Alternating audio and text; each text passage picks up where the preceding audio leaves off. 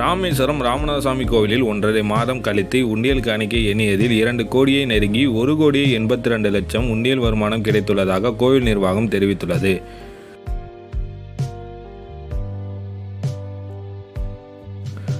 உலக பிரசித்தி பெற்ற புண்ணிய ஸ்தலமாக ராமநாதசாமி கோவில் இருந்து வருகிறது. இங்கு தினமும் வரும் சுற்றுலா பயணிகள் உண்டியல்களில் காணிக்கை செலுத்தி வருவதால் ஒவ்வொரு மாதமும் உண்டியல் காணிக்கை கோவில் நிர்வாகம் சார்பில் எண்ணப்படுகிறது.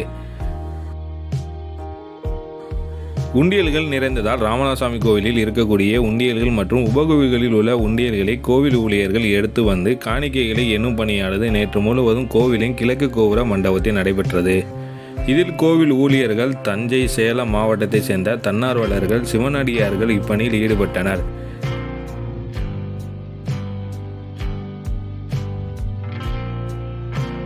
ஒரு நாள் முழுவதும் உண்டியல் காணிக்கை எண்ணியதில் 1,82,92,792 ரூபாய் பணமும், 82 கிராம் தங்கம், 7 கிலோ 750 கிராம் வெள்ளி, 142 வெளிநாட்டு பணங்கள் கிடைத்துள்ளதாக கோவிலின் இணை ஆணையாளர் சிவராம்குமார் தெரிவித்துள்ளார்.